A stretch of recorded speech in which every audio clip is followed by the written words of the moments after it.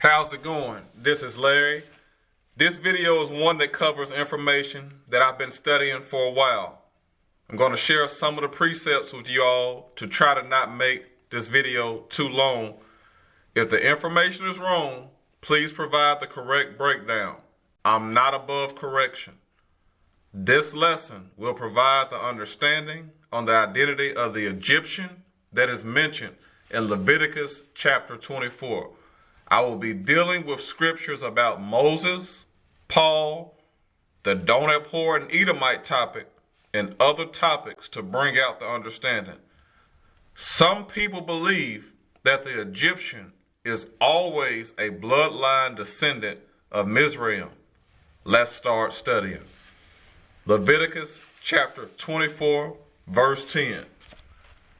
And the son of an Israelitish woman, whose father was an Egyptian, went out among the children of Israel.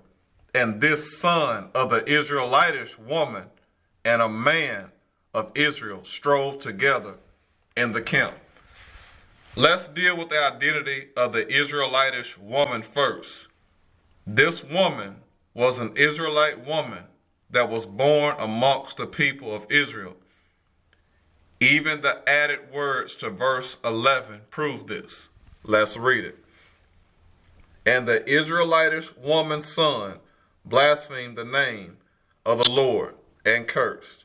And they brought him unto Moses, and his mother's name was Shelemith, the daughter of Debri, of the tribe of Dan. Here's a precept that shows the meaning of the ish in Israelite-ish. I'm going to turn to Ruth and read chapter 2, verse 6. And the servant that was set over the reapers answered and said, It is the Moabitish damsel that came back with Naomi out of the country of Moab. Ruth was an Israelite that lived in the country of Moab. The ish at the end of the words sometimes signifies where a person is from, not their bloodline nationality. The proof that Ruth was an Israelite is proven in my video that was retitled Ruth, the Story You Haven't Heard 2017. Shelemith's son's father is the Egyptian. She was born amongst Israelites, and her son's father was born amongst Egyptians. Remember how Genesis chapter 46 verses 34 and chapter 47 verse 11 shows that a lot of the Israelites stayed in certain parts of Egypt. Goshen is the main place. Moses was called an Egyptian too. Let's read about it. Exodus chapter 2 verses 1, 2, and 10. And there went a man of the house of Levi, and took to wife a daughter of Levi. And the woman conceived and bare a son. And when she saw him that he was a goodly child, she hid him 3 months. And the child grew, and she brought him unto Pharaoh's daughter, and he became her son. And she called his name Moses. And she said, Because I drew him out of the water. This proves that Moses is an Israelite from the tribe of Levi, right? Let's read about how he was called an Egyptian because of where he was from, not his bloodline and nationality. Let's get it. Verses 19 through 21. And they said, An Egyptian delivered us out of the hand of the shepherds, and also drew water enough for us, and watered the flock. And he said unto his daughters, And where is he? And why is it that ye have left the man? Call him, that he may eat bread. And Moses was content to dwell with the man, and he gave Moses Zipporah, his daughter. Here's another precept about an Egyptian that is an Israelite. I'm going to turn to 1 Chronicles chapter 2 and read verses 34 and 35. Now Sheshan had no sons but daughters, and Sheshan had a servant, an Egyptian, whose name was Jarha, and Sheshan gave his daughter to Jarha, his servant, to wife, and she bare him a tithe. Jarha was an Israelite. Sheshan followed the law mentioned in Exodus chapter 21, verses 1 through 4. I'm going to read those verses. Let me turn to it. Okay. Exodus chapter 21, verses 1 through 4. Now these are the judgments which thou shalt set before them. If thou buy an Hebrew servant 6 years, he shall serve, and in the 7th he shall go out free for nothing. If he came in by himself, he shall go out by himself. If he were married, then his wife shall go out with him. If his master have given him a wife, and she have borne him sons or daughters, the wife and her children shall be her masters, and he shall go out by himself. Paul was mistaken for being an Egyptian because of his actions, not his physical appearance. I'll explain. Please pay attention to how uproar is used in Acts chapter 21, verse 38, and how citizen is used in Acts chapter 21, verse 39. Before I start reading, remember that earlier in the chapter, Paul was taken into custody for an uproar / his actions, not his appearance. Okay, now I'm turning to it. Acts chapter 21, verses 38 and 39. Art not thou that Egyptian, which before these days made us an uproar, and led us out into the wilderness 4,000 men that were murderers? But Paul said, I am a man which am a Jew of Tarsus, a city in Cilicia, a citizen of no mean city, and I beseech thee, suffer me to speak unto the people. Paul and the chief captain focused on citizenship, not nationality. In fact, Paul called himself a Roman because of his birthplace, even though he is a Benjamite by nationality. Let's find the precepts to back this claim. Acts chapter 22, verse 3, verse 27, and verse 28. I'm going to read those. Let's see. I am verily a man which am a Jew born in Tarsus, a city in Cilicia, yet brought up in this city at the feet of Gamaliel, and taught according to the perfect manner of the law of the fathers, and was zealous toward God, as ye all are this day. Then the chief captain came and said unto him, Tell me, art thou a Roman? He said, Yea. And the chief captain answered, With a great sum obtained I this freedom. And Paul said, But I was free born. Romans chapter 11, verse 1. I'm going to turn to that. I say then, hath God cast away his people? God forbid. For I also am an Israelite of the seed of Abraham, of the tribe of Benjamin.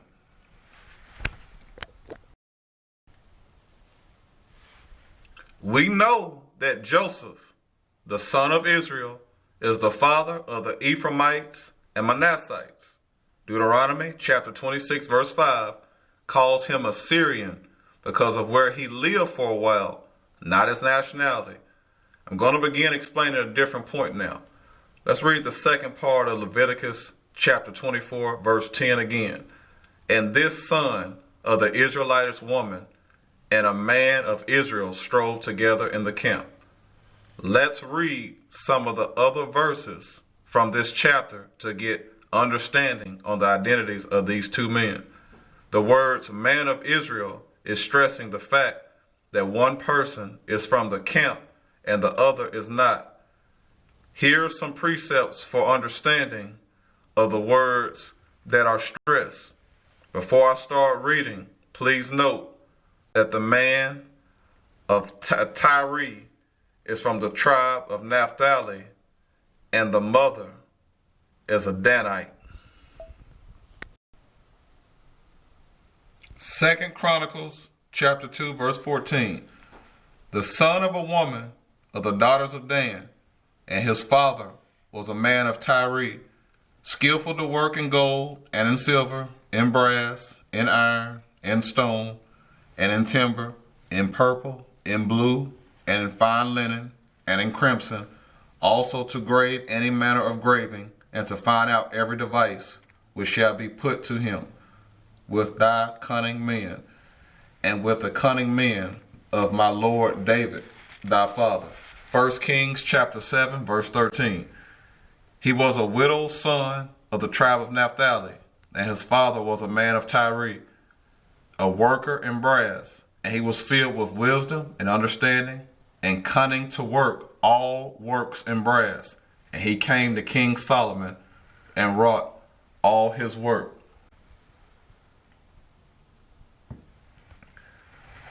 Leviticus chapter 24, verse 15.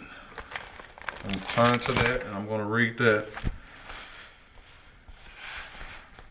And thou shalt speak unto the children of Israel, saying, whosoever curseth his God shall bear his sin. The words bear his own sin in verse 15 mean the same thing as the words shall be put to death in verse 16. The words curseth his God in verse 15 have the same meaning as the words blasphemous the name of the Lord in verse 16. Verse 11 gives the proof. I'm going to read verses 15 and 16 and then go back to verse 11. And thou shalt speak unto the children of Israel, saying, whosoever curseth his God shall bear his sin, and he that blasphemeth the name of the Lord, he shall surely be put to death, and all the congregation shall certainly stone him, as well the stranger as he that is born in the land, when he blasphemeth the name of the Lord, shall be put to death. The people of Israel obeyed the commandment in verse 23. Now let's prove that blasphemous and curseth mean exactly the same thing. Leviticus chapter 24, verse 11. And the Israelitish woman's son blasphemed the name of the Lord and cursed, and they brought him unto Moses, and his mother's name was Shelemith, the daughter of Debri, of the tribe of Dan. The man that cursed was brought to Moses to find out what should be done. In Exodus chapter 18, God appointed rulers to judge small matters. Big matters were to be brought to Moses. Sometimes the matter is just big because no law has been given or understanding on the matter is not present with the ruler. The man that gathered sticks on the Sabbath day was brought to Moses because the punishment was not known to the ruler, according to Numbers chapter 15, verse 34. This verse goes right along with Leviticus chapter 24, verse 12. I'm going to read both of them together. Leviticus chapter 24, verse 12. And they put him in ward, that the mind of the Lord might be shewed them. Numbers chapter 15, verse 34. And they put him in ward, because it was not declared what should be done to him. Both of them received the same punishment. Let's recite the proof from both books. Leviticus chapter 24, verses 13, 14, and 23. And the Lord spake unto Moses, saying, bring forth him that hath cursed without the camp, and let all that heard him lay their hands upon his head, and let all the congregation stone him. And Moses spake to the children of Israel that they should bring forth him that had cursed out of the camp, and stone him with stones. And the children of Israel did as the Lord commanded Moses. Numbers chapter 15, verses 35 and 36. And the Lord said unto Moses, the man shall be surely put to death. All the congregation shall stone him with stones without the camp. And all the congregation brought him without the camp and stoned him with stones. And he died as the Lord commanded Moses. I want to move on to the next point. Leviticus chapter 24, verse 22. Ye shall have one manner of law as well for the stranger as for one of your own country, for I am the Lord your God. In this chapter, the stranger is the Israelitish woman and Egyptian son. He was an Israelite. This is why the point in verses 16 and 22 stresses that a stranger should be treated as one that is born in the land. Now, verses 17 through 21 deal with laws that can also be found in Exodus chapter 21 and 22. These laws basically give the details of the law of loving your neighbor as yourself. Here's one law that the Egyptian son broke from those chapters. Exodus chapter 22, verse 28. Thou shalt not revile the gods, nor curse the ruler of thy people. The Egyptian son cursed God and the ruler, since there was a matter in the first place that had to be brought to Moses. The very next chapter of Leviticus demonstrates that strangers sometimes can be Israelite foreigners instead of real heathens. Here's the scriptures. Please pay attention to how the word stranger is used in both sets of scriptures. Leviticus chapter 25, verses 35 and 36. And if thy brother be waxen poor and fallen in decay with thee, then thou shalt relieve him. Yea, though he be a stranger or a sojourner, that he may live with thee. Take thou no usury of him or increase, but fear thy God, that thy brother may live with thee. That law is about Israelite strangers. Remember the scriptures that I read about Goshen. Now let's read about a law for real heathens. Verses 44 through 46. Both thy bondmen and thy bondmaids, which thou shalt have, shall be of the heathen that are round about you. Of them shall ye buy bondmen and bondmaids. Moreover, of the children of the strangers that do sojourn among you, of them shall ye buy, and of their families that are with you, which they beget in your land, and they shall be your possession. And ye shall take them as an inheritance for your children after you, to inherit them for possession. They shall be your bondmen forever. But over your brethren, the children of Israel, ye shall not rule one over another with rigor. Let's read the don't abhor and Edomite scriptures. I'm turning to Deuteronomy chapter 23, and I'm going to read verses 7 and 8. Almost there. Thou shalt not abhor an Edomite, for he is thy brother. Thou shalt not abhor an Egyptian, because thou wast a stranger in his land. The children that are begotten of them shall enter into the congregation of the Lord in their third generation. The Leviticus chapter 25 scriptures that we just read shows us that heathens are to be servants forever that can be ruled with rigor. Here's the precepts for the Deuteronomy chapter 23 scriptures. Deuteronomy chapter 24 verse 12. through 14. And if the man be poor, thou shalt not sleep with his pledge. In any case, thou shalt deliver him the pledge again when the sun goeth down, that he may sleep in his own raiment, and bless thee, and it shall be righteousness unto thee before the Lord thy God. Thou shalt not oppress an hired servant that is poor and needy, whether he be of thy brethren or of thy strangers that are in thy land within thy gates. Leviticus chapter 19, verses 33 and 34. And if a stranger sojourn with thee in your land, ye shall not vex him. But the stranger that dwelleth with you shall be unto you as one born among you, and thou shalt love him as thyself. For ye were strangers in the land of Egypt. I am the Lord your God. Before I move on, I'm going to read scriptures that show the difference between Israelites and heathens. Usury is a form of oppression. The Lord tells us not to vex a stranger. This is referring to Israelite strangers, not heathens. Remember the Leviticus 25 scriptures that we just read. Here's more proof.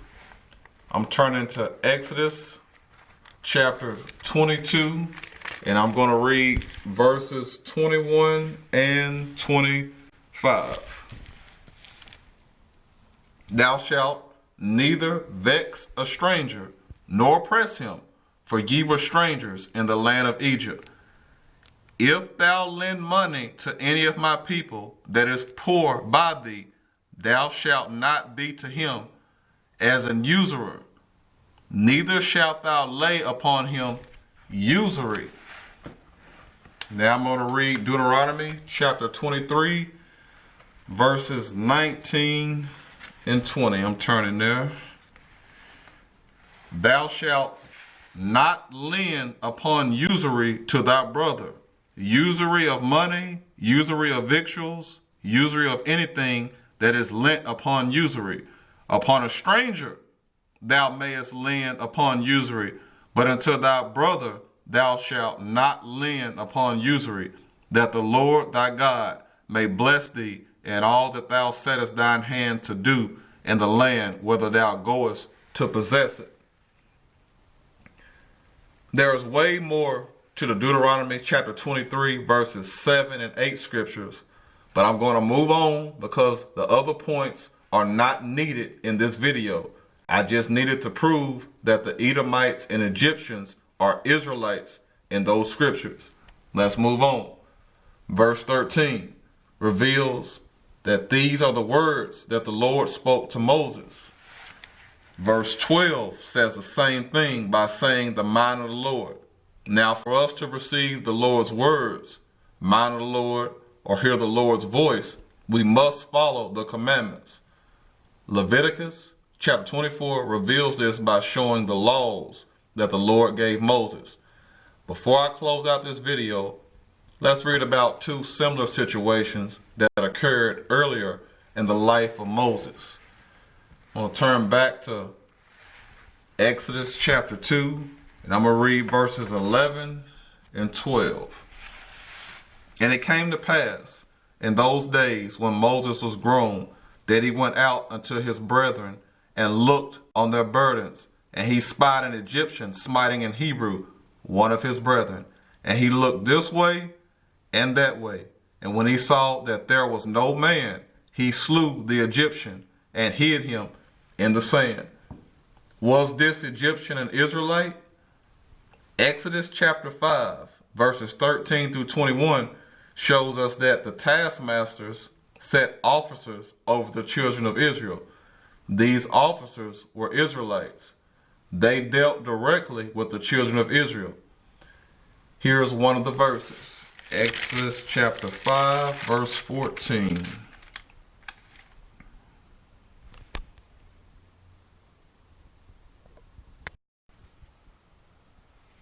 And the officers of the children of Israel, which Pharaoh's taskmasters had set over them, were beaten and demanded, Wherefore have ye not fulfilled your task in making brick both yesterday and today, as heretofore?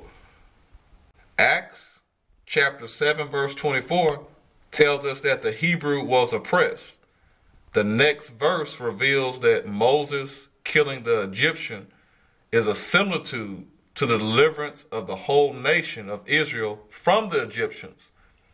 Exodus chapter 1 verse 11, chapter 3 verse 7, and chapter 5 verse 14 mention the taskmasters causing the Israelites harm and how God was going to deliver the Israelites from the Egyptians. I believe that the Egyptian in Exodus chapter 2 verses 11 through 12 was a real Egyptian taskmaster, not an Israelite officer or servant. Now let's read about the other situation.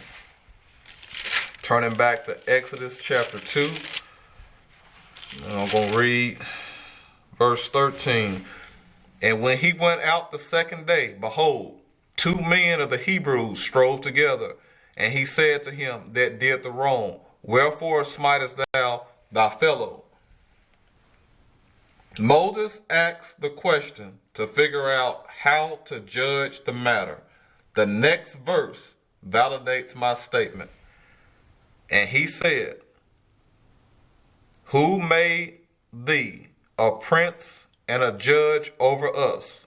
Intendest thou to kill me as thou killest the Egyptian? And Moses feared and said, Surely this thing is known. Even though the written laws that are given later in the book of Exodus weren't given yet, the Israelites still had some laws and rulers. Verse 14 proves it by showing their knowledge about the matter. The Hebrew servant asked Moses if he was going to kill him like he killed the taskmaster. Moses was trained in all the wisdom of the Egyptians and went to visit his brethren. Let's find the info. I'm going to turn into Acts chapter 7. I'm going to read verses 22 and 23. And Moses was learned in all the wisdom of the Egyptians, and was mighty in words and in deeds. And when he was full 40 years old, it came into his heart to visit his brethren, the children of Israel. This is another reason why the Hebrew servant might have thought that Moses was going to be made an officer.